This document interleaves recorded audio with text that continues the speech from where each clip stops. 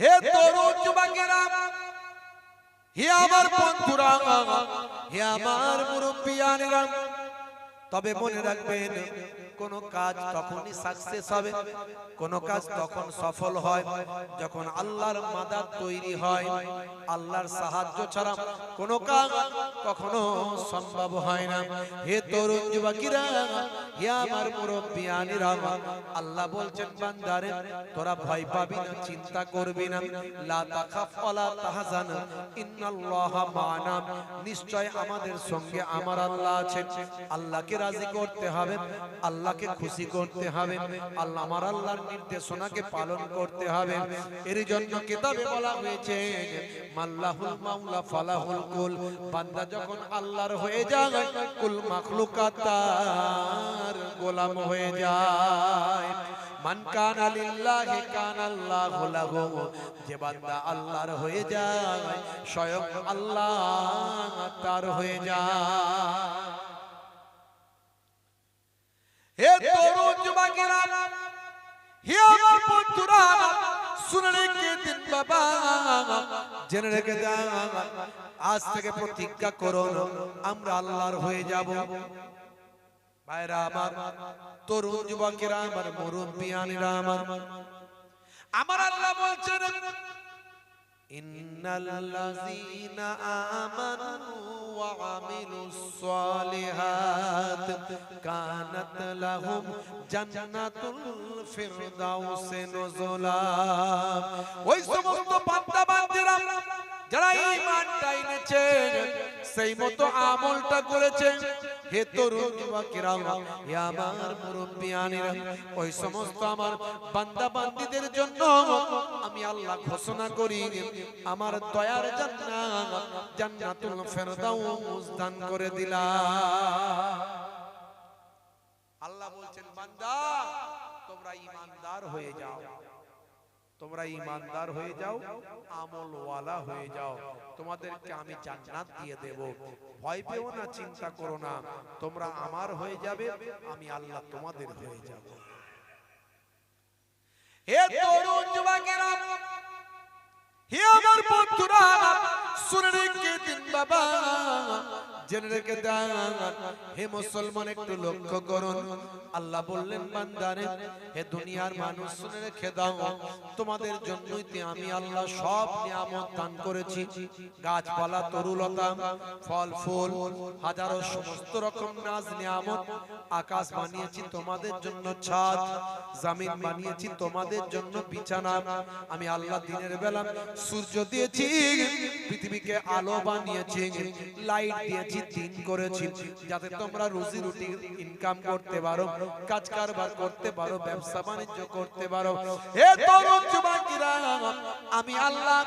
আমি আল্লাহ রাত বানিয়েছি, এই রাতের বেলা আমি আল্লাহ আকাশে চাঁদ দিয়েছি, তারা দিয়েছি, আকাশটাকে সুন্দর করেছি, যাতে করে রাতের অন্ধকারে তোমরা আরামে থাকতে পারো, তোমরা আরামের মধ্যে নিদ্রা যাপন করতে পারো।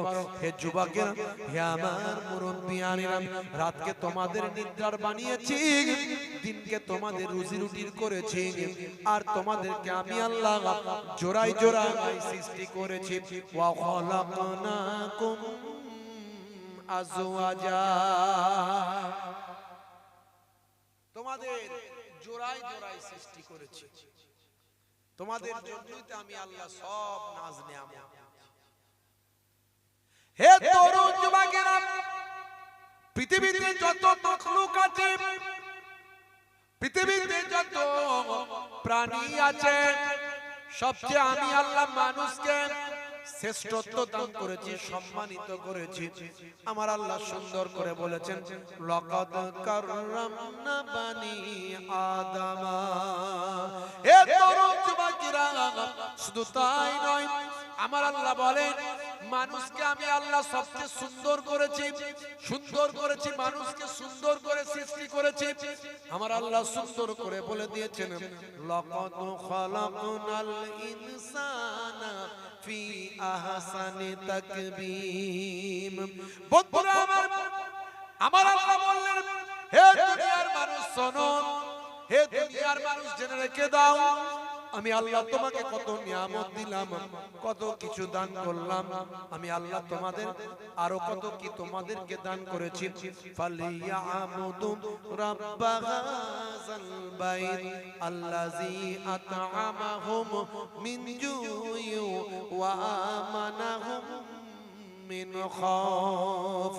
হে দুনিয়ার মানুষ শোনো, তোমাদের উচিত আমি আল্লাহ আমার ইবাদত করা, আমার উপাসনা করা, আমার ইবাদত বন্দেগী করা তোমাদের দায়িত্ব এবং কর্তব্য। তোমরা বেনামাজি হবে এটা হতে পারে না, তোমরা নামাজি হয়ে যাও, পরেজগার হয়ে যাও, তোমাদের উচিত আমি আল্লাহ আমার ইবাদত করা। কারণ ক্ষুধা লাগলে আমি আল্লাহ তোমাদের খাওয়াই।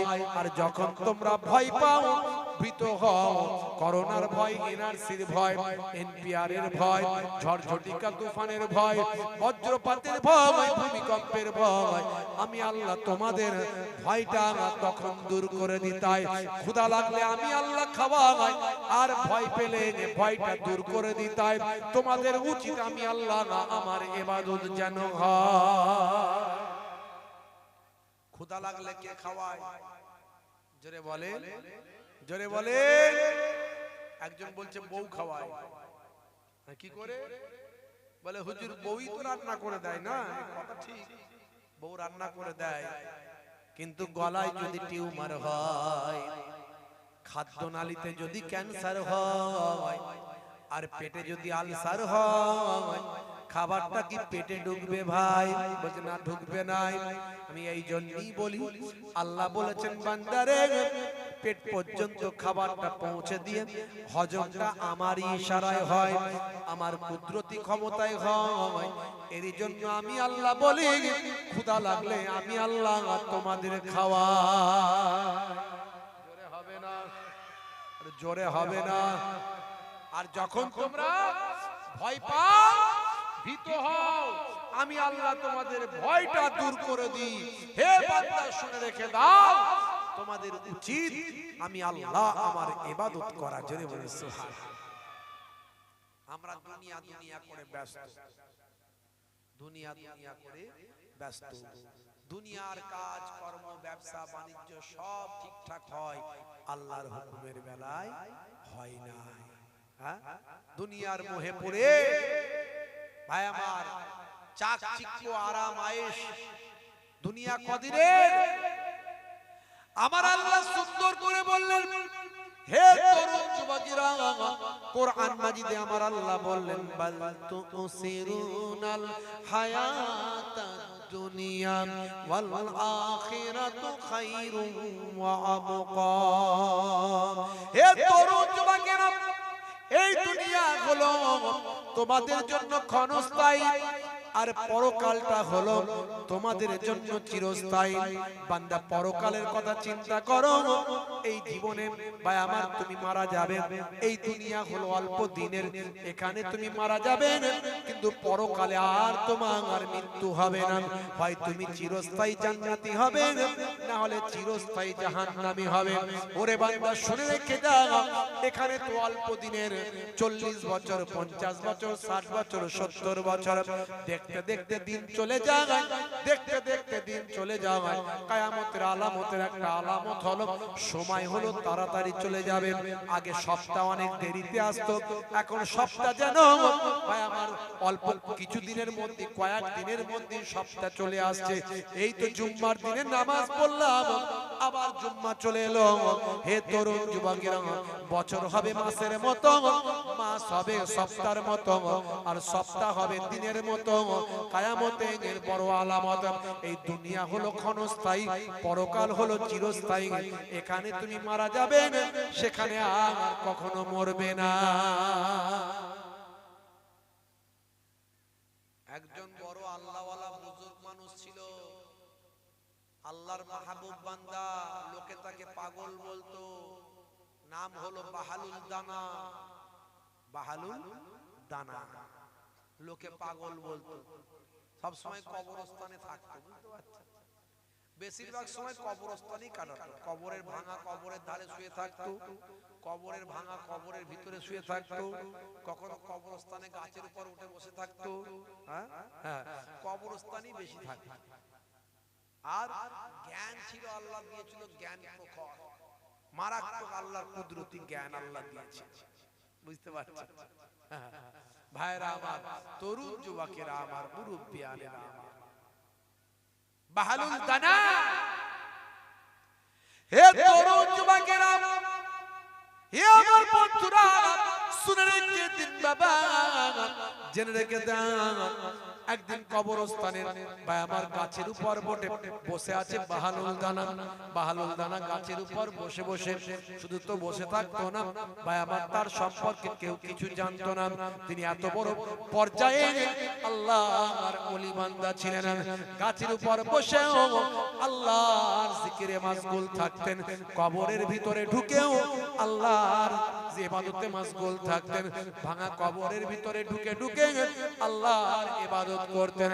হে তরুণ যুবকেরা, হে আমার মুরব্বিয়ানেরা, একদিন গাছের উপর, কবরস্থানের গাছের উপর পা ঝুলিয়ে বসে বসে আল্লাহর জিকির করছে মানুষটা বাহালুল দানা, আল্লাহর ওলি বান্দা। পৃথিবীর আর কোনো মানুষ জানে না তিনি আল্লাহর ইবাদতে মাশগুল আছেন। লোকে তাকে পাগল মনে করেন, কারণ তিনি ঘুরে ঘুরে বেড়ান। হে তরুণ যুবকেরা, সেই পথ দিয়ে সেই জামানার সবচেয়ে বড় বাদশা, তার নাম হলো বাদশা হারুন আর রশিদ। বাদশা হারুন আর রশিদ সেই পথ দিয়ে লোক লস্কর নিয়ে, সঙ্গী সাথী নিয়ে, ঘাট বাটের সঙ্গে ঘোড়া উট নিয়ে ওই রাস্তা দিয়ে যাচ্ছে। দেখে পাগলটা গাছে ঝুলছে। বাদশা হারুন আর রশিদ তখন দাঁড়িয়ে গেছেন, দাঁড়িয়ে গিয়ে আওয়াজ দিচ্ছেন, এই পাগল গাছে কি করছিস? এই পাগল গাছে কি করছিস? কবরস্থানে কেন? এই পাগল কবরস্থানে কেন, গাছে কেন? তখন বাহালুল দানা বলছে, এই পাগল তুই কি করছিস? তুই এখানে দাঁড়ালি কেন? আরে বাপ রে বাপ, বাদশাকে বলেছে পাগল, মাথা খারাপ বাদশার, বুঝতে পারছো? বলে আমি পাগল না তুমি পাগল? বলে আমি পাগল নয় তুমি পাগল। বলে আমি বাদশা, আমার এত লোক লস্কর নিয়ে আমি দেশ শাসন করি, দেশের কাজ করছি, আর তুমি আমাকে পাগল বলছো? আমি কবরস্থানে আছি, গাছের উপরে বসে আছি, তো তুমি আমাকে কেন পাগল বলছো? এমন সময় দেখতে পাওয়া যায়, হে তরুণ যুবকেরা, হে আমার মুরব্বিয়ানেরা, শুনে রেখে দিন বাবা, জেনে রেখে দেন।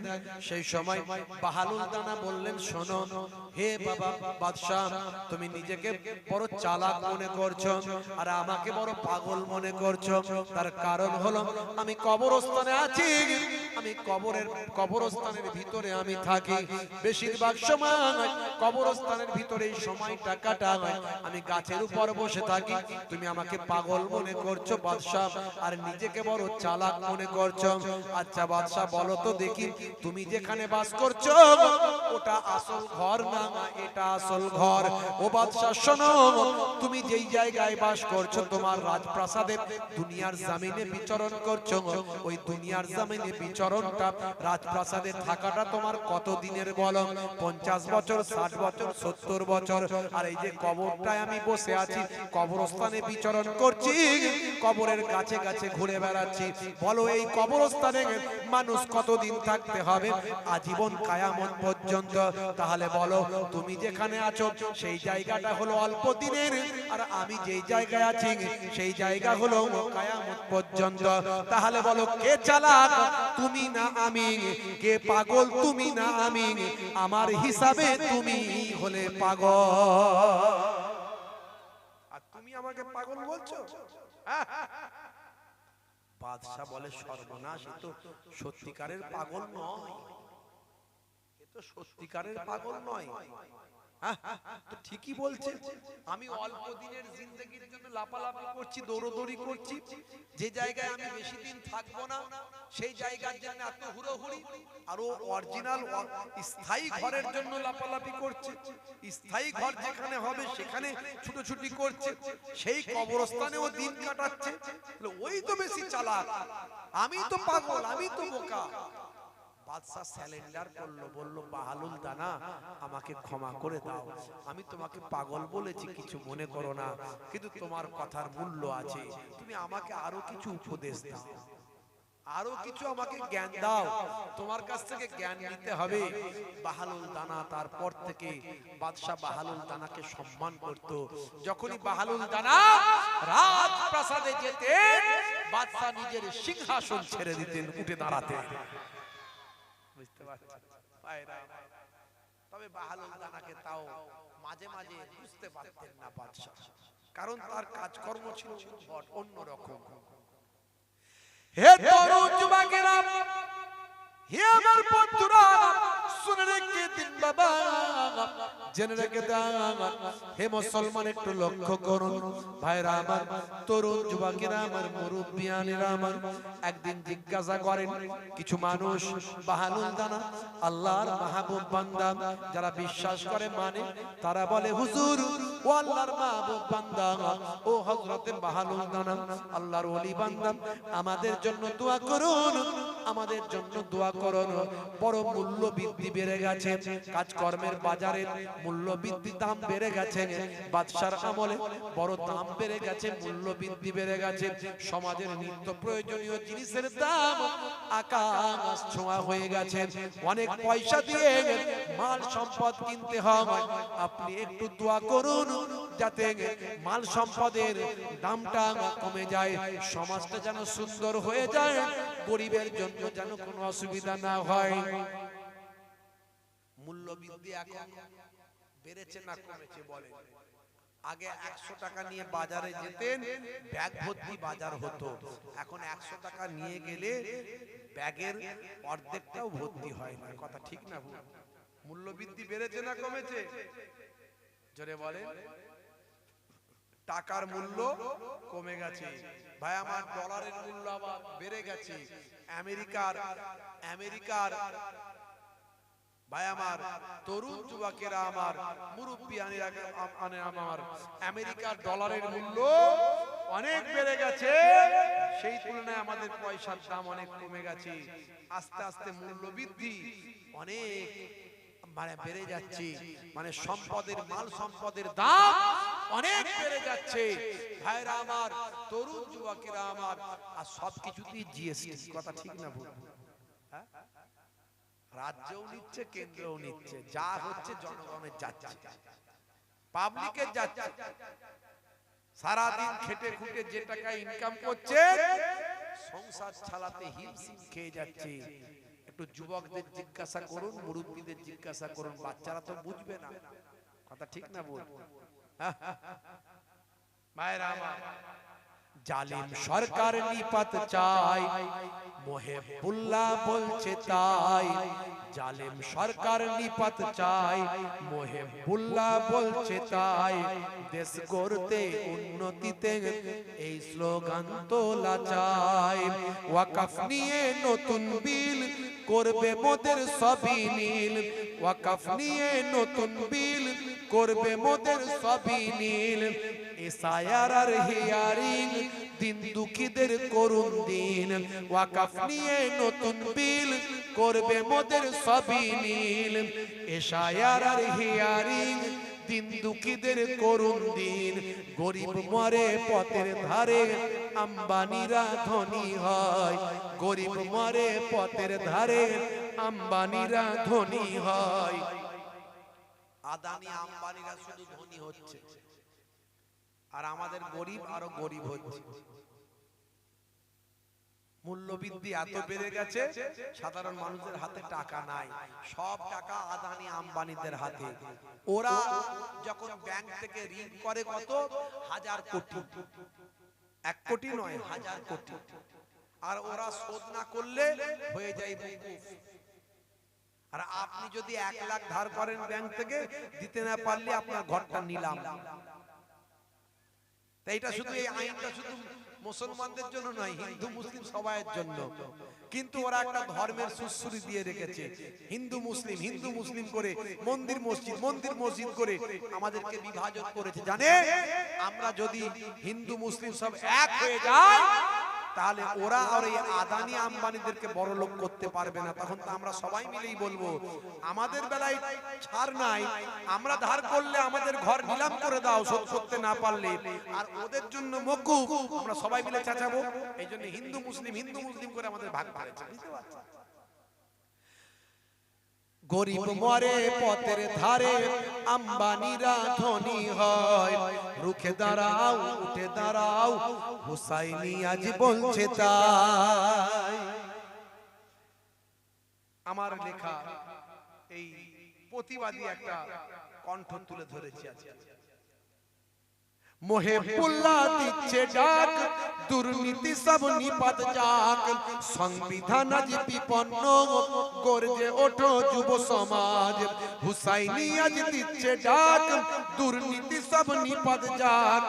পুলওয়ামা আজ পেল না, পুলওয়ামা আজ পেল না, ন্যায় বিচার তারাও পাক।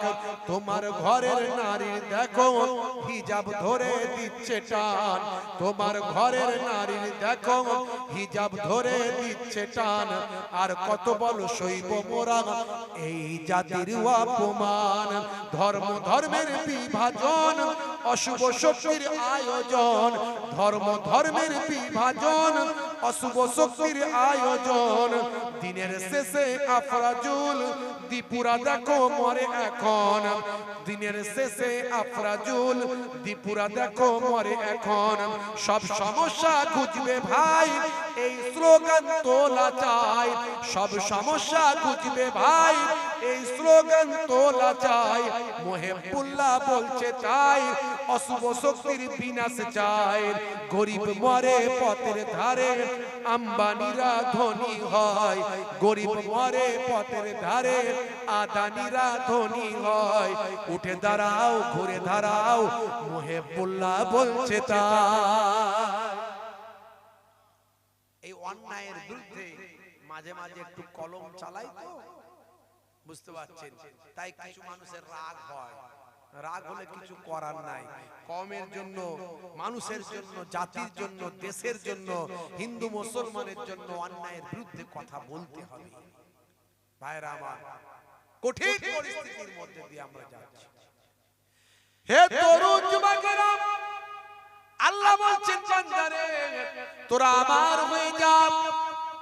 হে তরুণ যুবকেরা, হে আমার বন্ধুরা, হে আমার মুরব্বিয়ানেরা, শুনে রেখে দিন বাবা, জেনে রেখে দেন মুসলমান।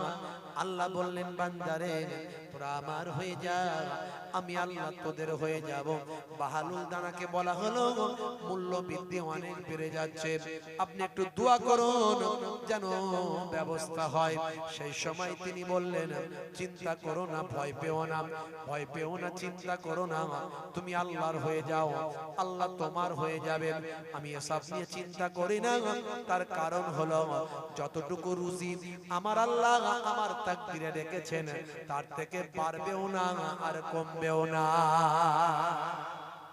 দেখছেন ঈমানি শক্তি কাকে বলে? কি বলে?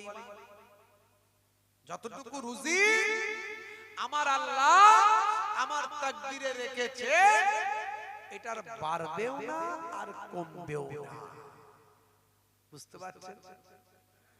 ঈমানদার যদি আমি আপনি হয়ে যাই, আমার আপনার ঈমানি শক্তি যদি ঠিক জায়গায় চলে আসে, আপনাকে কেউ কষ্ট দিতে পারবে না, ভয় পাবেন না, চিন্তা করবেন না। হে তরুণ যুবকেরা, হে আমার বন্ধুরা, হে আমার মুরব্বিয়ানেরা, শুনে রেখে দিন বাবা, জেনে রেখে দেন মুসলমান। হে তরুণ যুবকেরা, হে আমার মুরব্বিয়ানেরা, আমার আল্লাহ তাআলা কি না পারেন বাপ। ভাইরা আমার, একটা বাস্তব উদাহরণ আপনাদের দিই। গ্লোরি জাহাজ প্রশান্ত মহাসাগরের বুক চিরে চলছে। প্রশান্ত মহাসাগরের বুকের উপর দিয়ে গ্লোরি জাহাজ চলে যাচ্ছে, বিনোদনের জাহাজ, আরামায়েশের রণতরী। এ তরুণ যুবকেরা, আরামায়েশের জাহাজ ভাই আমার প্রশান্ত মহাসাগরের বুক চিরে চলে যাচ্ছে। টাইটানিক জাহাজের মতো সুন্দর, টাইটানিক জাহাজের মতো বিনোদনের জাহাজ। হে তরুণ যুবকেরা, টাইটানিক জাহাজের মালিকের সঙ্গে গ্লোরি জাহাজের মালিকের মিল আছে। টাইটানিক জাহাজের মালিক বলেছিল, আমার এই জাহাজকে ধ্বংস করতে পারে পৃথিবীর কেউ নাই। হে তরুণ যুবকেরা, সে বলেছিল স্বয়ং ভাই আমার গড এলেও আমার জাহাজকে ধ্বংস করতে পারবে না। সেরকম একই কথা গ্লোরি জাহাজের মালিকও বলেছিল। হে তরুণ যুবকেরা, হে আমার মুরব্বিয়ানেরা, আপনারা শুনেছেন টাইটানিক জাহাজ পৃথিবীর বিখ্যাত একটা জাহাজ, যে জাহাজ হাজার হাজার মানুষকে নিয়ে বেশ কিছুদিনের জন্য সামুদ্রিক ভ্রমণে বেরিয়েছিল। হে যুবকেরা, হে আমার মুরব্বিয়ানেরা, ওই জাহাজে এমন কোনো বিনোদন ছিল না যে ওই জাহাজের ভিতর ছিল না। জাহাজের ভিতরে সুইমিং পুল, জাহাজের ভিতরে খেলার মাঠ, জাহাজের ভিতরে বিভিন্ন আরামায়েশের জায়গা। হে তরুণ যুবকেরা, বিশাল বড় জাহাজ, জাহাজের মালিকের অহংকার আল্লাহর দরবারে বরদাস্ত হলো না। হে তরুণ যুবকেরা, সমুদ্রের ভিতরে বরফের পাহাড়ে ধ্বংস ধাক্কা মেরে টাইটানিক জাহাজ চূর্ণ বিচূর্ণ হয়ে যায়, সব মারা গেল। টাইটানিক জাহাজ ধ্বংস হয়ে গেল, সমুদ্রের তলায় আজও পড়ে আছে। পৃথিবীর ধনী ধনী লোকেরা সাবমেরিন করে টাইটানিক জাহাজ দেখতে যায়। পৃথিবীর ভাই আমার সমুদ্রের তলায় শত শত ফিট নিচে ধ্বংসাবশেষ পড়ে আছে, জং খেয়ে গেছে, শ্যাওলা পড়ে গেছে, বিভিন্ন ভাই আমার মাছেরা সেখানে চলাফেরা করছে। সেই জায়গায় পৃথিবীর ধনী ধনী মানুষেরা সাবমেরিন করে সেই জায়গায় গিয়ে টাইটানিক জাহাজটা কেমন দেখে আসে। বুঝতে পারছেন? ফাসিরু ফিল আরদ ফানজুরু কাইফা কানা আকিবাতুল মুকাজ্জিবিন। তোমরা সৈর করো, ভ্রমণ করো, পৃথিবীটা ঘুরে ঘুরে দেখো, আর ওই সমস্ত জালেমদেরকে মহান আল্লাহ কেমন ভাবে ধ্বংস করেছে লক্ষ্য করো।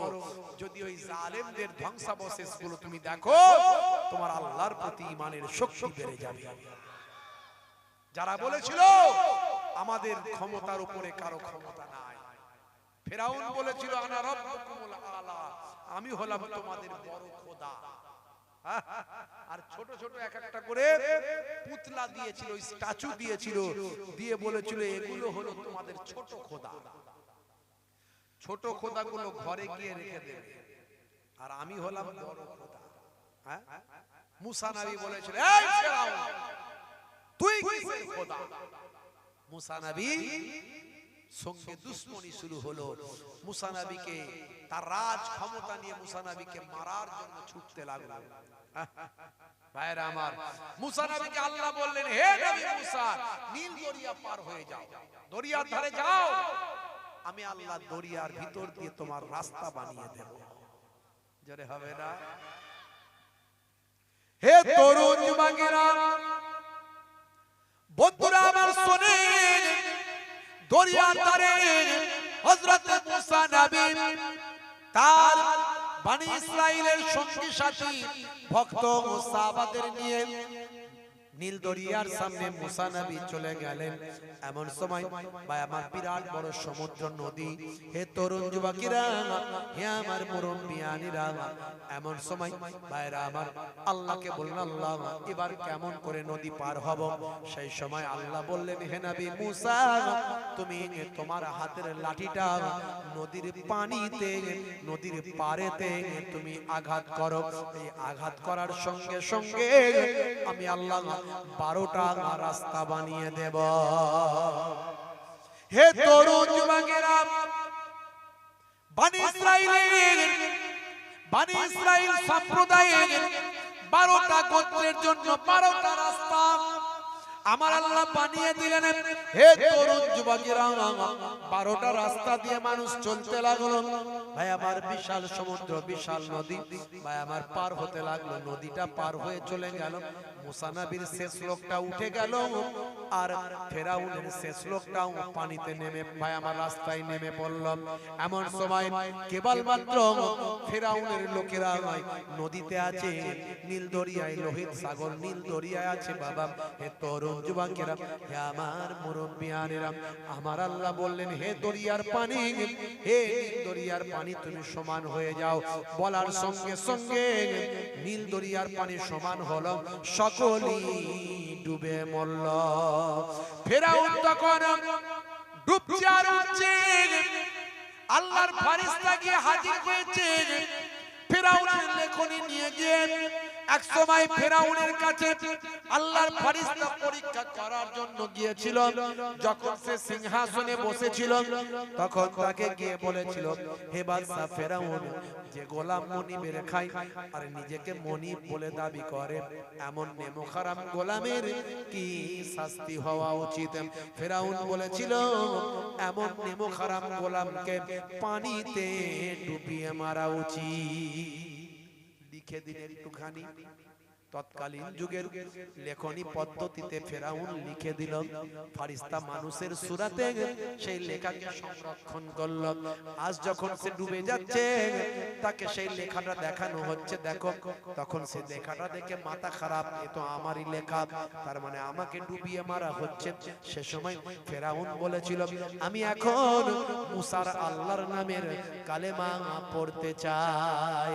ফেরেশতা বলল না না হবে না হবে না আমার আল্লাহ কোরআন মাজিদে জানিয়ে দিলেন হে ফেরেশতা বলে দাও হে তরুণ যুবকেরা হে আমার মুরব্বিয়ানিরা সেই সময় ফেরেশতা বলে দিয়েছিল না এখন আর তোমার কালেমা কবুল হবে না হে যুবকেরা হে আমার মুরব্বিয়ানেরা শুনে রেখে দিন বাবা জেনে রেখে দেন আমার আল্লাহ কোরআন মাজিদের ভিতরে সুন্দর করে সেই সময়ের কথা বর্ণনা করেছেন আমার আল্লাহ বলে দিয়েছেন আলিয়াউমা নুনাজ্জিকা বিবাদানিকা লিতাকুনা লিমান খালফাকা আয়াত আজকের দিনে আমি তোমার জিসমটা বাঁচিয়ে দিচ্ছি তোমার জিসমটা অক্ষত থাকবে সমুদ্রের পানিতে পচে যাবে না এই নীল দরিয়ার পানিতে ধ্বংস হবে না কোন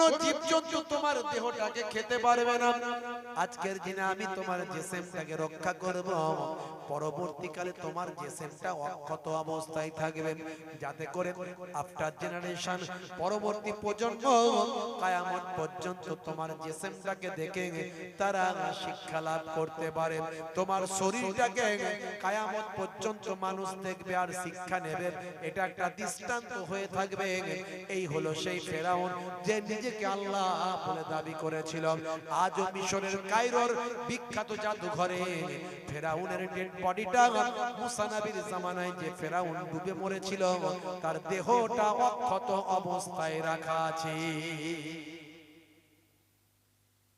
ফেরাউনের সব লোক মরে গেল মুসা নবী পারে দাঁড়িয়ে দাঁড়িয়ে অপেক্ষা করছে বেটারা সব মরছে তো নাকি বড় বড় জালেম এরা না মরলে আমাদের মেরে ফেলবে বড় জালেম মুসা নবী অপেক্ষা করছে দেখছে একজন মানুষ তার নাম সামেরি সে টুকটুক করে উঠে উঠে আসছে বুঝতে পারছেন সে টুকটুক করে উঠে আসছে আর মুসা নবী বলে আল্লাহ এ কি হলো সবাই মরে গেল বড় ফেরাউনটাও মরে গেল ছোট ফেরাউনটা কেন বেঁচে উঠলো মুসা নবী আল্লাহকে বলছে আল্লাহ বড় ফেরাউন মরে গেল ছোট ফেরাউন কেন বেঁচে গেল আল্লাহ বললেন হে নবী মুসা এই ছোট ফেরাউনকে আমি আল্লাহ বাঁচিয়েছি একেও আমি মেরে ফেলবো মেরে দেব ঠিক করেছিলাম কিন্তু একে যে আমি বাঁচিয়ে দিলাম সেই বাঁচানোর কারণটা হলো তোমারই কারণে তার কারণ হলো হে নবী মুসা সে তোমাকে মানতো না, আমি আল্লাহকে মানতো না।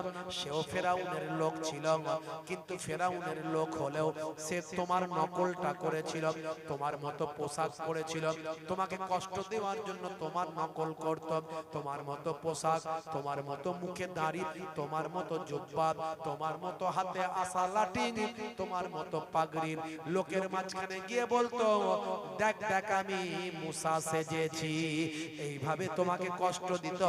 সে ছোট ফেরাউন এটা ঠিক, কিন্তু আজকে আমি তাকেও মেরে ফেলতাম, সেও মারা যেত, কিন্তু আমি তাকে বাঁচিয়ে দিলাম। তোমার নকল করা মানুষটাকে আমি আর মারতে পারলাম না, তোমার নকল করেছিল বলে আমি বাঁচিয়ে দিচ্ছি।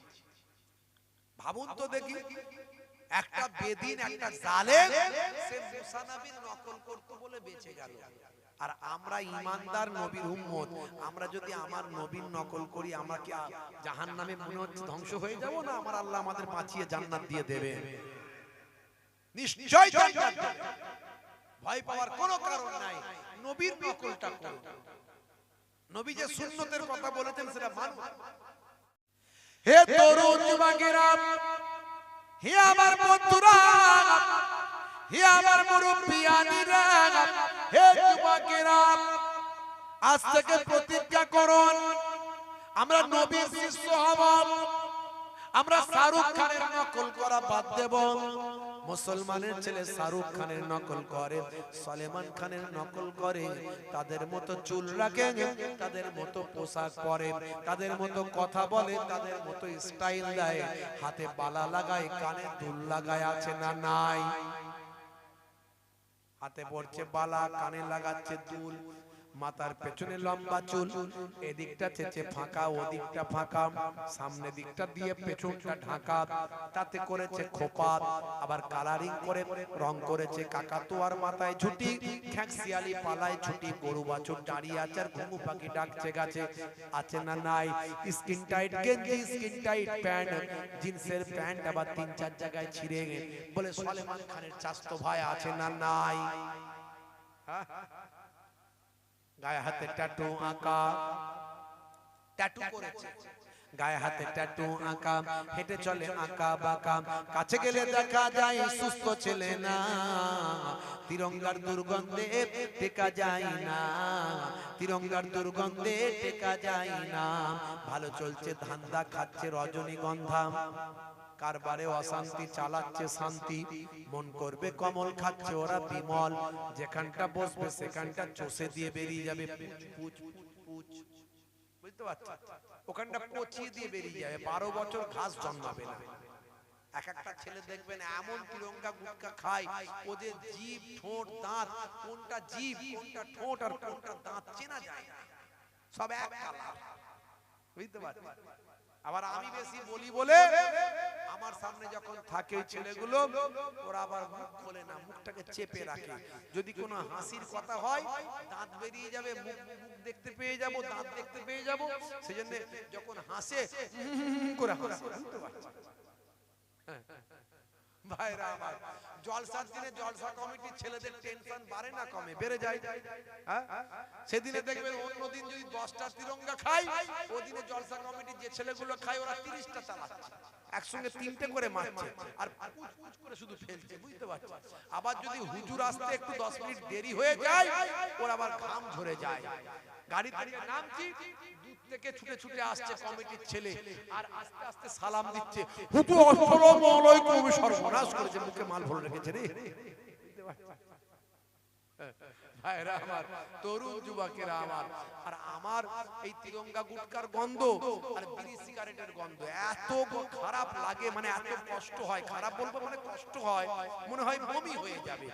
মাঝে মাঝে আমি চিন্তা করি, আমার যদি এত গন্ধ লাগে তো এদের বউগুলো কেমন করে টেকে। আবার চিন্তা করি, না রে, আমরাই তো ওয়াজে বলি স্বামীর পায়ের তলায় স্ত্রীর জান্নাত, তাই আমাদের মায়েরা অনেক ভালো, বুঝতে পারছেন? স্বামীর পায়ের তলায় জান্নাত, স্বামীকে নারাজ করলে হবে না, দরকার হলে জান্নাত যে কোনো ভাবে নিতে হবে। মাঝে মাঝে তো অনেকে আবার স্বামীর পাটা হলে চেক করে দেখে জান্নাত গেল কোথায়। বুঝতে পারছেন মায়েরা আমার? আসলে তা নয়, তার মানে স্বামীর দেখাশোনা করলে স্বামী রাজি হলেই জান্নাত পাওয়া যাবে, না হলে হবে না।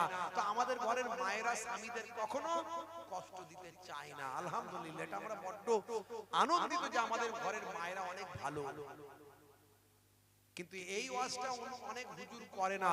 যেমন স্বামীর পায়ের তলায় মায়েদের জান্নাত, স্ত্রীদের জান্নাত, তাই স্ত্রীদের স্বামীকে কষ্ট দিলে চলবে না। কিন্তু এই ওয়াজটা অনেকে করে না। স্বামীর স্ত্রীর সার্টিফিকেট ছাড়া, স্ত্রীর ক্লিন চিট ছাড়া, সার্টিফিকেট ছাড়া কোনো স্বামীও কিন্তু জান্নাতে যেতে পারবে না। এই ওয়াজ সবাই করে না, আজকে করে দিয়ে গেলাম। মনে রাখবেন, অনেকে মনে করে ও বউকে যা ইচ্ছা তাই মনে করলেই হলো, স্বামীর পায়ের তলায় জান্নাত। আর আমাদের ঘরের মায়েরা মনে করি আমাদের কোনো সম্মানই নাই নাকি? হ্যাঁ, ইসলামে কারো সম্মান নষ্ট করা হয়নি। ইসলাম মানলে সবাই ঠিকঠাক সম্মান দেওয়া হয়েছে। এই জন্য বলি ইসলাম ধর্মটাকে ভালো করে বুঝতে হবে। বুঝলে বুঝ পাতা, না বুঝলি তো তেজ পাতা। বুঝতে পারছেন ভাইরা আমার, তরুণ যুবকেরা আমার, মুরব্বিয়ানেরা আমার, মুসলমানের ছেলে বুক ফুলিয়ে বলে হয়েছি বাপের বেটা, মরবো একদিন, ভয় কি রে? ক্ষমতা হয়েছে ক্ষমতার বড়াই করে, টাকা পয়সা হয়েছে টাকা পয়সার বড়াই করে, পকেটে দু চারটে এটিএম কার্ড আছে তার ক্ষমতা দেখায়। ভাই আমার শরীর হয়েছে বাহু হয়েছে বাহুবল দেখায়। ওরে এক থাপ্পড় মারবো, পাঁপড় ভাজা খাইয়ে দেবো। বাপ রে বাপ, মুসলমানের ছেলে মিছিলের আগে তিরিং তিরিং করে লাফাচ্ছে, দে ডান্ডা করে দেবো ঠান্ডা, দে ডান্ডা করে দেবো ঠান্ডা। 35 কেজি ওজন, তিরিং তিরিং করে লাফাচ্ছে। বুঝতে পারছেন, গায়ে গোশ নাই, গোবরে চর্বি, ঠেলে দিলে উল্টে পড়ে যাবে। নাম রেখেছে হিম্মত আলী। বুঝতে পারছেন, চোখে দেখতে পাই না, নাম রেখেছে নজর আলী। গায়ের পাশে দাঁড়ানো যায় না, এত দুর্গন্ধ, নাম রেখেছে আতর আলী। যেমন হওয়া দরকার ছিল মুসলমান, আমরা হতে পারি না, তাই আমাদের এত বিপদ। কথা ঠিক না? সব জায়গায় আমরা বিপদে পড়ছি। আজ মুসলমানের সম্মান আছে ভাই? বলেন তো। সম্মান নাই কেন? সম্মান এত ছিল, কোথায় গেল? মুসলমানকে দেখলে সবাই স্যালুট করত, মুসলমানকে দেখলে কেউ অন্যায় করতে ভয় পেত। আরে বাপ রে বাপ, একটা মুসলিম ভাই আছে, ইমানদার লোক আছে, আমি অন্যায় করলে ধরে ফেলবে গাপ করে। হ্যাঁ, সেই অন্যায় তো মুসলমানই এখন অনেক করছে। কি করে আপনি বলবেন? আপনি নিজেই অন্যায় করছেন, তো আপনি কি করে লোককে ধরবেন? আপনি নিজে সুদের কারবার করছেন, আপনি নিজেই ঘুষের কারবার করছেন, আপনি নিজেই ভাই আমার জেনা ব্যভিচারে লিপ্ত, আপনি নিজেই তাস খেলেন, জুয়া খেলেন, আপনি নিজেই সারাক্ষণ শুধু ফ্রি ফায়ার আর পাবজি চালান, আপনি নিজেই মুখ থেকে ভাষা খারাপ করছেন, গালাগালি করছেন, অশ্লীল কথা বলছেন, আপনি নিজেই বাপকে মারছেন, মাকে মারছেন, বাপের নামে মায়ের নামে মামলা করছেন, আপনি নিজেই পাড়া প্রতিবেশীর সঙ্গে খারাপ আচরণ করছেন। তো আপনাকে দেখে লোকে আর কি ভয় পাবে? আপনাকে লোকে দেখে কি সম্মান করবে, কি স্যালুট দেবে? সাহাবায়ে কেরামদের জীবনীগুলো পড়ে দেখুন না, তারা যেখানে যেতেন লোকে তাদের সম্মান করত, স্যালুট করত, কারণ তাদের আচরণ থেকে একটাও কারো ভুল ধরার ক্ষমতা ছিল না। তাদের মানুষ অটোমেটিক সম্মান করত। আজ থেকে প্রতিজ্ঞা করুন, একদিকে যেমন নামাজ রোজা হজ যাকাত গুলো ঠিকঠাক করব, তেমন আরেকদিকে নবীওয়ালা সুন্নতে নিজেদের জীবনটা গড়ব। জোরে বলুন সুবহানাল্লাহ। আর আমার আল্লাহর গায়েবী মাদাত আপনার উপর থাকবে। জোরে বলুন। হে তরুণ যুবকেরা, হে আমার বন্ধুরা, শুনে রেখে দিন বাবা, জেনে রেখে দেন। হে মুসলমান একটু লক্ষ্য করুন, হে যুবকেরা, গ্লোরি জাহাজ প্রশান্ত মহাসাগরের উপর দিয়ে বুক চিতিয়ে চলে যাচ্ছে, নীল সমুদ্রের উপর দিয়ে যাচ্ছে। তার জাহাজের মালিক গর্ব করে বলছে, আমার জাহাজকে ডুবিয়ে দিতে পারে পৃথিবীর বুকে এমন কারো শক্তি নাই। আমার যে টেকনোলজি দিয়ে জাহাজ তৈরি করা হয়েছে, যে বৈজ্ঞানিক পদ্ধতিতে জাহাজ তৈরি করা হয়েছে, এই জাহাজের উপর জাহাজকে ধ্বংস করতে পারে এমন কারো ক্ষমতা নাই। হে তরুণ যুবকেরা, যুবকেরা ওই জাহাজের ভিতরে একতলা দুতলা তিনতলা সাততলা ভাই আমার জাহাজের ভিতরে সব রকম বিনোদনের ব্যবস্থা, খেলার মাঠ থেকে সুইমিং পুল ভাই আমার রেস্তোরাঁ থেকে সবকিছু ভাই আমার বার থেকে এমন কোন জায়গা নাই খালি মদের ফোয়ারা সেখানে উঠছে, ফুর্তি আনন্দের মধ্যে মানুষ মত্ত আছে, গান বাজনা নিত্য নাচ গান সেখানে চলছে। এ তরুণ যুবকেরা ধর্ম কর্ম করার জন্য ইবাদত তপস্যা করার জন্য জাহাজের ভিতরে কোনো ঘর নাই, হিন্দুদের জন্য মন্দির নাই, খ্রিস্টানদের জন্য গির্জা নাই, মুসলমানদের জন্য কোনো মসজিদ ঘর নাই। হে তরুণ যুবকেরা জাহাজটা শুধু মাসের পর মাস চলবে, সেখানে শুধু মানুষ বিনোদন করবে, ধর্ম কর্ম করে না। মায়া মায়া আমার তরুণ যুবকেরা আমার জাহাজের মালিক যিনি তিনি হলেন একজন নাস্তিক, তিনি একজন নাস্তিক মানুষ। ওই জাহাজে শত শত ক্রু মানে যারা কাজের লোক যারা হেল্পার শত শত মানুষ, মেল ফিমেল সেবক সেবিকা, তার মধ্যে একজন পরিষ্কার পরিচ্ছন্ন করত, ক্রুর কাজ করত, ভাই আমার সুইপারের কাজ করত একজন মুসলিম যুবক, বাড়ি হলো ইন্দোনেশিয়া, তার নাম হলো রিজওয়ান। হে তরুণ যুবকেরা, হে আমার বন্ধুরা, হে আমার মুরব্বিয়ানেরা, সেই রিজওয়ান যখন জাহাজের চাকরিতে এসেছিল মা বলেছিল বাবা শুনে রেখে দাও, জেনে রেখে দাও, এই যে আমার ছোট্ট কোরআন মাজিদটা তোমার সঙ্গে রাখবে। ওই জাহাজে শুধু বিনোদন আনন্দ ফুর্তি ছাড়া কিছু না হয়, সেই জায়গায় তোমার ঈমানকে রক্ষা করার জন্য আল্লাহর কোরআন মাজিদটা নিয়ে যাও, সময় পেলে আল্লাহর কোরআন মাজিদটা পড়বে। আর বাবা যে কোনো অবস্থায় থাকো না কেন নামাজ ছেড়ে দিও না। জোরে হবে না, জোরে হবে না। আমরা কাজের বেলায় বলি কাজ আগে না নামাজ আগে, জোরে বলে। আপনারা সবাই বলেন ভাই, ঠিক করে বলবেন কাজ আগে না নামাজ আগে। অনেক মানুষ বলে না, কজন বলছে নামাজ আগে। যারা নামাজ আগে বলছে তারা হয়তো কাজটা কি আগে করে, নামাজ পরে পরে কি না পরে কোনো ঠিক নাই, কথা ঠিক না বল। আর যারা বুঝে গেছে তারা চুপ করে আছে, বলে হুজুর আমরা তো কাজের টাইমে কাজটাই আগে করি, নামাজ নালে পরে হবে হবে, কাজা হবে হবে, অসুবিধা নাই। কি জি ভালো করে বলুন তো, 100 জনের 95 জন 5 ওয়াক্ত নামাজ পড়ে না, কথা কি আমি ঠিক বলছি না ভুল বলছি? 5 জন 100 জনের 5 জন 5 ওয়াক্ত নামাজ পড়ে জামাতে। আপনাদের এখানে হয়তো সবাই পড়ে নাকি? আরে হ্যাঁ দেন না ভাই, রাগ করছেন নাকি? এখানে সবাই পড়ে নাকি? বলে হুজুর কাজ করব না নামাজ পড়ব। নামাজকে বলো না কাজ আছে, কাজকে বলো আমার নামাজ আছে। বলুন তো ইনশাআল্লাহ, আজ থেকে বলতে পারবো তো? কাজ কাজের কাজকে আমরা বলবো এ কাজ আগে আমার নামাজ। আজান হয়েছে মানে নামাজের ডাক এসে গেছে।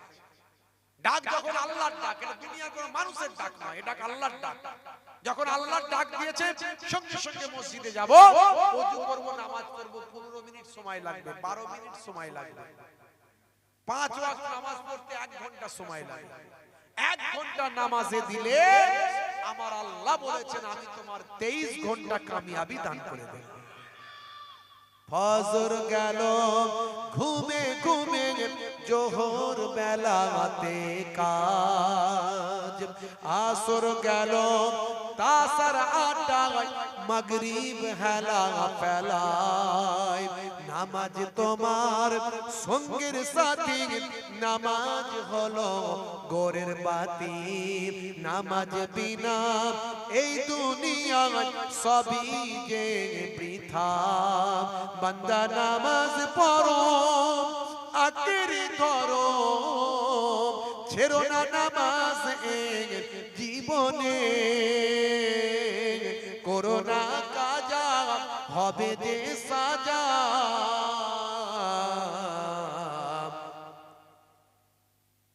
নামাজ পড়লে সাজা হবে না, কাজা না করলে আল্লাহ সাজা দেবে। করোনা কাজা হবে যে সাজা দোজখ ঠিকানা আখিরাতে দোজখ ঠিকানা আখিরাতে বান্দা নামাজ পড়ো আঁকড়ে ধরো ছেড়ো না নামাজ এই জীবনে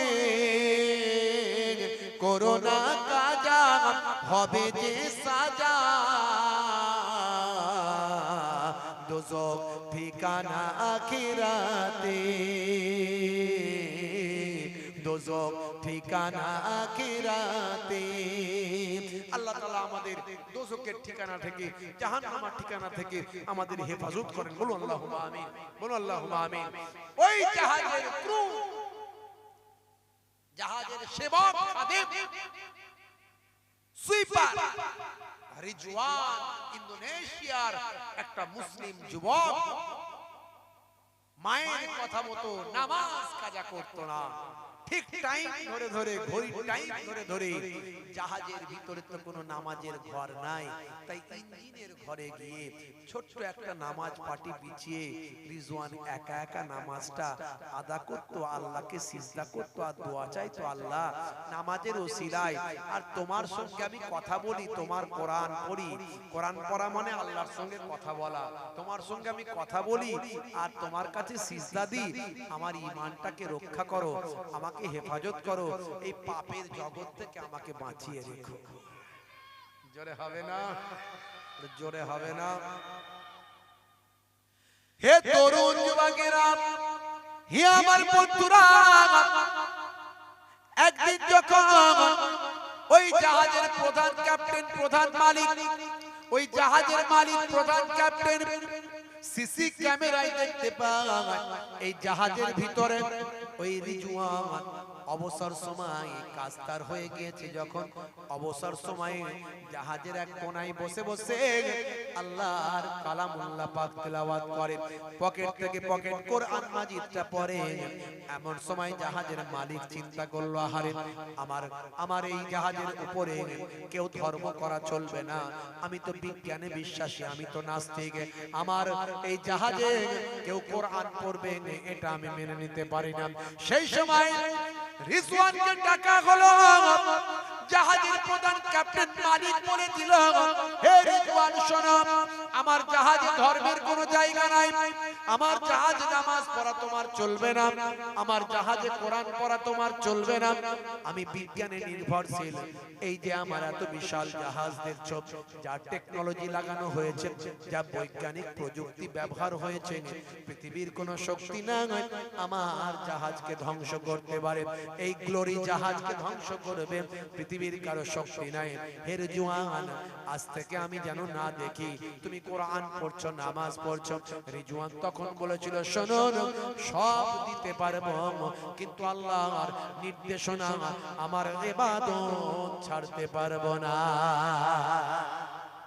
জোরে হবে না আর জোরে হবে না হে তরুণ যুবকেরা বন্ধুরা আমার শুনেন এমন সময় রিজওয়ান নারাজ হয়ে চলে গেল ভাই আমার মালিক রেগে গেল আমি এগুলো বরদাস্ত করব না বললাম রিজওয়ান কিন্তু তার কথায় কান দিল না ভাইরা আমার রিজওয়ান আবার আরেকদিন ভাইরা আমার ইঞ্জিনের ধারে এক কোণাতে নামাজের মুসাল্লাটা বিছিয়ে নামাজের পাটিটা বিছিয়ে নামাজটা পড়ছে সিসি ক্যামেরায় মালিক দেখতে পেয়েছে বাবা ভাই আমার নামাজটা পড়ে নিয়ে রিজওয়ান বসে বসে ভাই আমার আল্লাহর কালামুল্লাহ পাক তেলাওয়াত করছে রিজওয়ানের সামনে গিয়ে হাজির মালিক এবার স্বয়ং নিজে গিয়ে আল্লাহর কালামুল্লাহ পাকটা হাত থেকে কেড়ে নিয়েছেন রিজওয়ানকে বলে রিজওয়ান এখনই তোমাকে দেখাচ্ছি মজা রিজওয়ান বলল শোনো আমি আপনার কোনো কাজের ক্ষতি করিনি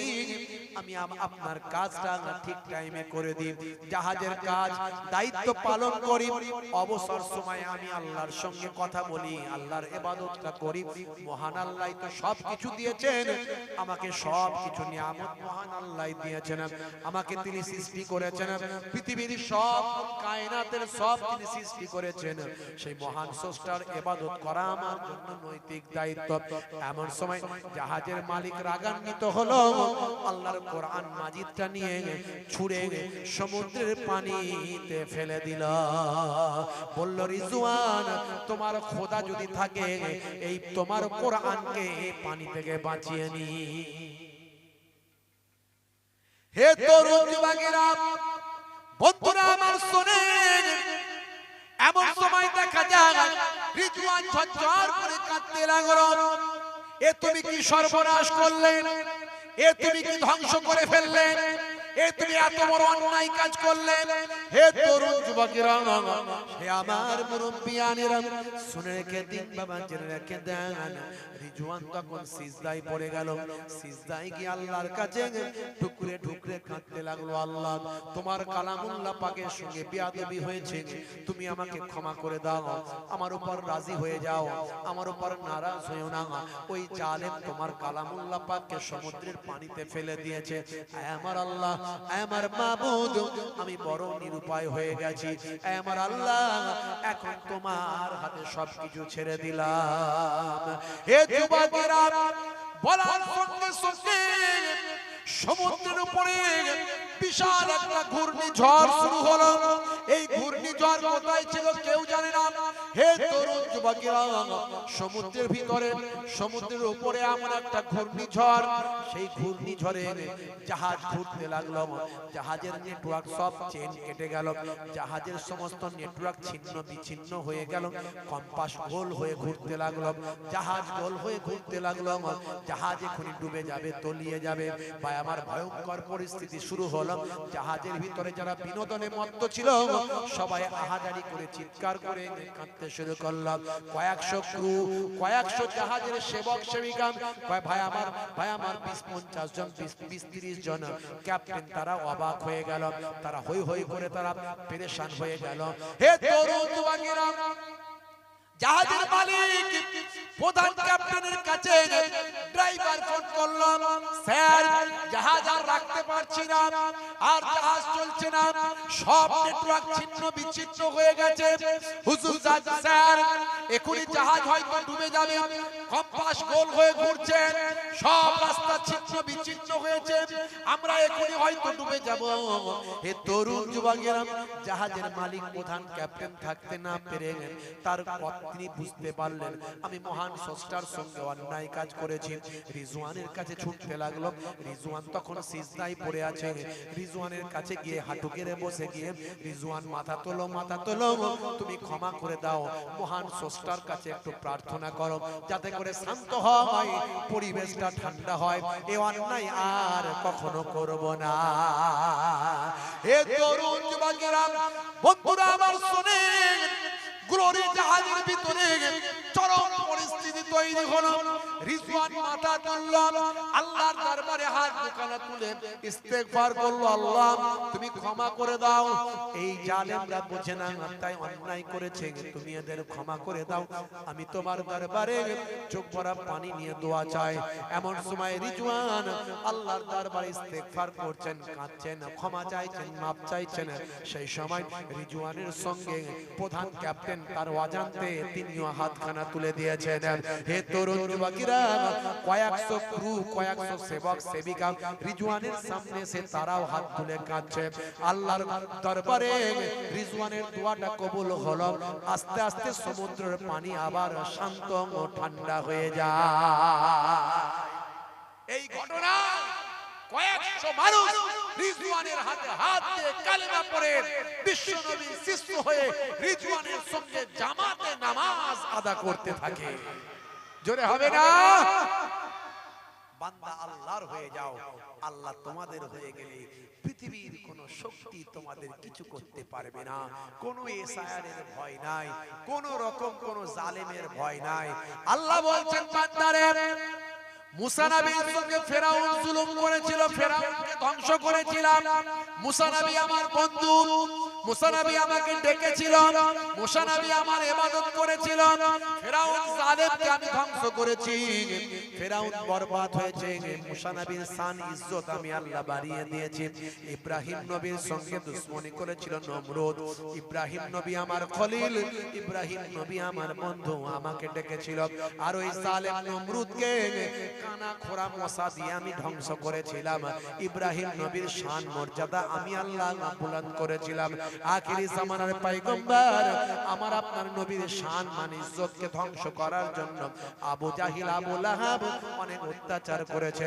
আবু জাহিল আবু লাহাবকে আমি আল্লাহ ধ্বংস করেছি, আর আমার আপনার নবীর নাম সুনাম সুখ্যাতি মর্যাদা কিয়ামত পর্যন্ত বুলন্দ করেছি।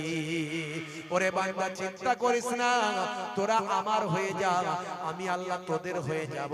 জালেমরা যতই চক্রান্ত করুক, আমি আল্লাহ আমার কৌশল সবাইয়ের উপর চলে। ওয়া মাকারু ওয়া মাকারাল্লাহ আল্লাহু খায়রুল মাকিরিন।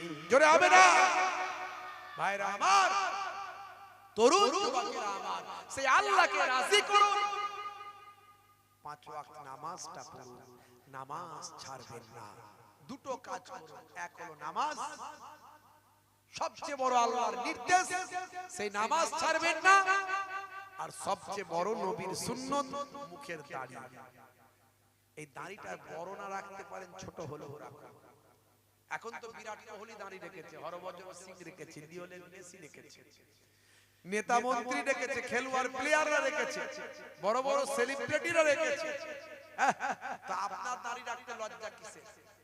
কে কি বলছে দেখার দরকার নাই। আপনি দাড়ি রাখবেন কোন সেলিব্রিটি রেখেছে বলে নয়, বিরাট কোহলি রেখেছে বলে নয়, আপনি দাড়ি রাখবেন নবীর সুন্নত বলে। দাড়িটা ছোট হতে পারে, আজ ছোট আছে, একদিন ঈমানি শক্তি বেড়ে গেলে মুহিবুল্লাহ হুসাইনির থেকে বড় দাড়ি হয়ে যাবে। কিন্তু তার আগে যদি মরে যান, কবরে যাওয়ার পরে মুনকার নাকির ফেরেশতা এসে বলবে মান রব্বুকা, দেখতে পাবে নবীর সুন্নতটা ছোট হলো মুখে রাখা, হতে পারে ওই দাড়িটাই হবে তখন নাজাতের জারিয়া। এই দুটো কাজ করুন, একদিকে নামাজ, বলুন ইনশাআল্লাহ। নামাজ পড়বো তো নাকি আমরা? কারা কারা পড়বেন হাত তুলে দেখান তো দেখি। এত বড় একটা ঘটনা শোনালাম, তারপরে অনেকে হাত তুলছে না। হুজুর নামাজ তো পড়বো না, হাত তুলে কি করবো নাকি? ক্যান্সার হতে পারে, টিউমার হতে পারে, প্যারালাইসিস হতে পারে। তুলুন তুলুন হাত তুলুন। নারে তাকবীর, নারে তাকবীর। সিলসিলা হক মুজাহিদুজ জামান, মাসলাকে মুজাহিদুজ জামান, বল্লভপুর গ্রামের ইসালে সব কমিটি বৃন্দ, গ্রামবাসী বৃন্দ, নারে তাকবীর। মাশাআল্লাহ, সবাই নামাজি হয়ে যাবে। কাজা হলে কাজা হবে, কাজা হলে কাজা পড়বেন, কিন্তু নামাজ ছাড়বেন না বাপ, নামাজ ছাড়বেন। আমার মায়েরা বোনেরা, 4টে ভালো কাজ করবেন, 5 ওয়াক্ত নামাজ ছাড়বেন না। 5 ওয়াক্ত নামাজ ছাড়বেন না। বাচ্চারা গায়েতে অনেক সময় পেচ্ছাপ করে দেয়, বাচ্চারা পেচ্ছাপ করে দিলে মনে রাখবেন, বাচ্চাদের পেচ্ছাপ অনেকে মনে করে পবিত্র পাক, মনে করে না? না, বাচ্চার পেচ্ছাপও পাক নয়। বাচ্চা তো মায়ের দুগ্ধ পান করে, হ্যাঁ, মায়ের দুগ্ধটাই তো বাচ্চার খাদ্য। মায়ের দুগ্ধ কোথা থেকে তৈরি হচ্ছে? বাচ্চার পেচ্ছাপও পাক নয়। যদি গায়ে পেচ্ছাপ লেগে যায়, আপনাকে ধুয়ে ফেলতে হবে, ধুতে হবে, কাপড় ধুতে হবে, সব ধুয়ে ফেলতে হবে। পবিত্র কাপড়, পবিত্র শরীর নিয়ে আপনি নামাজ পড়বেন, নামাজ ছাড়া চলবে না। অনেক নামাজ খুব কষ্ট হচ্ছে, আপনি সেখানে এত শরীরটা খারাপ, পাচ্ছি না, তখন নফল নামাজগুলো হয়তো বাদ দিলেন, কিন্তু নামাজ ছাড়া যাবে না। কাজা হয়ে গেছে, কাজা পড়বেন, কিন্তু নামাজ ছাড়া চলবে না। নামাজ ছেড়ে দিলে কেউ জান্নাতে যেতে পারবে না। বেনামাজির জন্য 14টা শাস্তি আমি এর আগে বলেছি, ইন্টারনেটে আছে, দেখবেন। ইন্টারনেটে কম বেশি প্রায় 30,000 বক্তব্য আছে, কিছু কম বেশি, বুঝতে পারছেন? আমি অনেক উদাহরণ সেখানে দিয়েছি। বাবাজি আমার, এই দুটো কাজ করলে আপনার 70 থেকে 80% অন্যায় অপরাধ পাপ আপনার কাছ থেকে সরে চলে যাবে। এই দুটো কাজ, এক হলো নামাজ, এক হলো দাড়ি। দেখবেন আপনাকে লোকে স্যালুট করছে, আপনি যেখানে যাচ্ছেন উঁচু চেয়ার আপনাকে দিচ্ছে, যেখানে যাবেন দুনিয়াতে মানুষ সম্মান করবে, আর দুনিয়াতেও সম্মান পাবেন, আখিরাতেও ফারিস্তারা আপনাকে স্যালুট করবে। জোরে বলুন সুবহানাল্লাহ। জোরে হবে না? আল্লাহর মাহবুব বান্দা আল্লাহ আপনাকে করবে। বাপেরা আমার, তরুণ যুবকেরা আমার, সেই জান্নাতের বাগানে আমরা বসেছি। এই জান্নাতের বাগান আগামী বছর যাতে আবার কায়েম হয়, সেটা আপনারা চান তো নাকি? চান তো নাকি? আমি হয়তো আসবো না, অন্য কেউ তো আসবে, আবার তো কোরআন হাদিসের কথা বলবে। এই আগামী বছর এই জান্নাতের বাগান যাতে আবার কায়েম হয়, তার জন্য একটু দান আপনাদের কাছ থেকে নেব। দান সাদকা হলো ইসলামের একটা বড় নিয়ামত। এই দান সাদকায় আপনার আমার তাকদীর পাল্টে যায়, দান সাদকায় শরীর সুস্থ হয়ে যায়, দান সাদকার কারণে মুরব্বীরা যারা কবরে চলে গেছে তাদের আল্লাহ মাগফিরাত দান করে দেয়। দান সাদকা নিয়ত করে করলে সন্তানের ব্রেন খুলে যায়, পড়াশোনায় উন্নতি হয়। দান সাদকার কারণে বিপদ মুসিবত দূর হয়ে যায়। ভাই আমার, সাদাকাতু রাদ্দে বালা, সাদাকা হলো, দান হলো, বিপদ মুসিবত দূর হয়ে যায়। আশ-শাকি ওয়া হাবিবুল্লাহ, দাতা হলো আল্লাহর বন্ধু, আল বাখিল ওয়া আদুবুল্লাহ, আর বখিল কৃপণ হলো আল্লাহর শত্রু। আল্লাহ কোরআন মাজিদে বলেছেন, এক দিলে আমি আল্লাহ তোমাকে 10 দেব। জোরে বলুন সুবহানাল্লাহ। মান জাআ বিল হাসানাতে ফালাহু আসরু আমসালিহা, এক দিলে আমি আল্লাহ তোমাকে 10 দেব। জোরে বলুন সুবহানাল্লাহ। আর পাক পাঞ্জাতনকে ভালোবেসে যদি দেন, পাক পাঞ্জাতন পবিত্র 5টা বাদান যাদের বলা হয় আহলে বায়াত, এই আহলে বায়াতকে যদি ভালোবেসে দেন, আমি দোয়া চাইবো আল্লাহ যেন আহলে বায়াতের রুহানি নেক নাজার, নেক ফায়েজ আপনাদের নসিব করেন। আহলে বায়াত কারা? আহলে বায়াত হলো 5 জন পাক পাঞ্জাতন, পবিত্র 5 জন আহলে বায়াত। ভাই আমার, আল্লাহর নবী, আল্লাহর নবীর কলিজার টুকরা কন্যা আম্মা জান ফাতেমা জোহরা রাদিয়াল্লাহু তাআলা আনহা, আল্লাহর নবীর জামাতা শেরে খোদা আলী মুর্তজা কারামাল্লাহু ওয়াজহু, আল্লাহর নবীর দুইজন নাতি নওয়াসায়ে রাসূল হযরত ইমাম হাসান, ইমাম হুসাইন রাদিয়াল্লাহু তাআলা আনহুমা, এই 5 জন হলেন পাক পাঞ্জাতন, পবিত্র 5টা বাদান আহলে বায়াত, পাক পাঞ্জাতন। এই পাক পাঞ্জাতনকে নবী ভালোবাসেন, আল্লাহও ভালোবাসেন। যে পাক পাঞ্জাতনের ইমাম হাসান হুসাইনের জন্য জান্নাতি খাবার দুনিয়াতে আল্লাহ পাঠিয়েছিলেন, জান্নাতি পোশাক আল্লাহ দুনিয়াতে পাঠিয়েছিলেন। ভাই আমার, যে পাক পাঞ্জাতনকে ভালোবেসে মোহাব্বত করে সাহাবায়ে কেরামরা আত্মহারা হতেন, কারবালা ময়দানে ইমাম হুসাইনের জন্য 71 জন যারা আরো ছিলেন, ভাই আমার, যুবকরা, জওয়ানরা, পুরুষেরা, ইমাম হুসাইন বললেন, শোনো, এজিদের সঙ্গে লড়াই আমার, তোমাদের নয়। এজিদ মনে করে আমি যদি জিন্দা থাকি তাহলে তার রাজত্ব শেষ, তার রাজত্ব শেষ, তাই সে আমাকে মেরে ফেলতে চায়, তোমাদের নয়। আমার জন্য বাবা এই হাজার হাজার জালেমদের মাঝখানে কেন তোমরা নিজেদের জীবনটা দেবে বাবা? হ্যাঁ বাবা, তোমরা চলে যাও, তোমাদের সঙ্গে এজিদের কোনো শত্রুতা নাই, তোমাদের কেউ আঘাত করবে না, আমি রয়ে যাচ্ছি, তোমরা চলে যাও। কেন আমার জন্য নিজেদের জীবনটা দেবে বাবা? বলো তো, তোমরা চলে যাও বাবা, তোমরা থেকো না। হ্যাঁ, বুঝতে পারছি আমার চেহারা দেখে তোমরা হয়তো যেতে পারছো না, কি করে ছেড়ে যায়, একটা চক্ষু লজ্জা বলে ব্যাপার আছে। ঠিক আছে, আমি রাতের বেলা তাঁবুর লাইটটা বন্ধ করে দিচ্ছি। রাতের বেলা ইমাম হুসাইন হুজুর লাইটটা বন্ধ করে দিলেন যাতে করে তারা চলে যেতে পারে। ভাই আমার, কিছু সময় পর যখন লাইটটা জ্বালালেন, দেখেন একজনও চলে যায়নি, যে যেখানে দাঁড়িয়েছিলেন, বসেছিলেন, সেখানেই আছে। হুজুর বললেন, কেন চলে যাওনি বাবা? বলে, হুজুর, আপনি হলেন আহলে বায়াতের উজ্জ্বল নক্ষত্র, আপনাকে ছেড়ে যদি আমরা চলে যাই, কাল কিয়ামতের দিনে আখিরি জামানার পয়গম্বরের সামনে আমরা আমাদের চেহারা দেখাতে পারবো না। আজ আপনার জন্য আমরা শহীদ হতে চাই, আমাদের কোনো অসুবিধা নাই। আহলে বায়াতকে ভালোবেসে তারা শহীদ হওয়ার কামনা নিয়ে চলতেন। সেই আহলে বায়াতের প্রেমিক আজও আছে, সেই আহলে বায়াতের ভালোবাসার মানুষ আজও আছে। পয়সা তো দূরের কথা, নিজেদের জীবন পর্যন্ত দিতে পারে। সেই পাক পাঞ্জাতনের ওসিলা দিয়ে আমি দোয়া চাইবো, আহলে বায়াতের ওসিলা দিয়ে দোয়া চাইবো। আহলে বায়াতের রুহানি নেক নাজার নেক ফায়েজ যেন নসিবে হয়, দুনিয়াও ধন্য হবে, আখিরাতে যেন আহলে বায়াতের সঙ্গে আখিরাতটা হয়, সুপারিশ সাফায়াতি পায়, আর আহলে বায়াতের সঙ্গে যেন আল্লাহ জান্নাতি করে দেয়। আহলে বায়াতের একজন প্রেমিক আছেন যার অন্তরে আহলে বায়াতের প্রেম আছে, পাক পাঞ্জাতনের প্রেম আছে, কিন্তু বহিঃপ্রকাশ হয়নি। এরকম একজন আছেন দাতা ভাই, গনি ভাই, ধনী ভাই, আহলে বায়াতের প্রেমিক। আমি খাস ভাবে দোয়া চাইবো, সেই আহলে বায়াতের বায়ামার সেই কুরাইশ খানদান, আহলে বায়াতের খানদানের নগণ্য গোলাম আমি, সেই খানদানের রক্ত আমার শরীরে চিটে ফুটা আছে। আমি অধম গোলামার, আপনার জন্য দোয়া চাইবো। মুসাফির হালাতে আছি, আপনাদের পীরের ঘরের আওলাদ আহলে বায়াতের একজন প্রেমিক আছে যাকে আল্লাহ ক্ষমতা দিয়েছেন। সবাই ভালোবাসেন, কিন্তু ক্ষমতা সবাইকে তো আল্লাহ দেননি। তার অন্তরে মহাব্বত আছে, একজন বহিঃপ্রকাশ দেখাতে পারেন। আহলে বায়াতের সুপারিশ সাফায়াতি পাওয়ার জন্য পাক পাঞ্জাতনকে ভালোবেসে 5005 টাকা এরকম দেনেওয়ালা একজন আশিক এখানে আছেন। কারবারি ভাই, ব্যবসায়ী ভাই, যাকে আল্লাহ ক্ষমতা দিয়েছেন। এই গ্রামের মানুষ জান্নাতের বাগানকে আপনি ভালোবাসেন।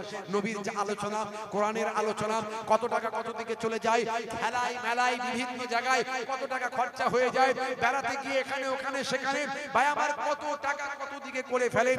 জান্নাতের বাগানে পাক পাঞ্জাতনকে ভালোবেসে, আহলে বায়াতকে ভালোবেসে একজন আহলে বায়াতের প্রেমিক আছেন আপনার গ্রামের জলসায়।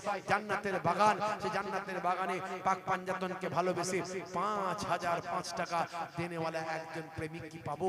এখানে কেউ আছেন কারবারি ভাই, ব্যবসায়ী ভাই? সবাইকে আমি বলিনি, যার আল্লাহ ক্ষমতা দিয়েছেন তিনি দেবেন। বাবা পয়সা থাকলে দিতে পারবেন না, পয়সা থাকলে দিতে পারবেন না, পয়সা থাকলে লোকে হজে যেতে পারে না। কত ধনী মানুষকে আমি দেখেছি, হ্যাঁ, কোটি কোটি টাকার মালিক, আজ যাব কাল যাব বাবা, এই করব সেই করব করতে করতে তার আর হজ আর হলো না, সে মরে গেল, যাওয়া আর হলো না বাপ। আবার কত সাধারণ মানুষ কত কষ্ট করে টাকা জমিয়েছে, জমি আল্লাহ তাকে নিয়ে চলে গেল।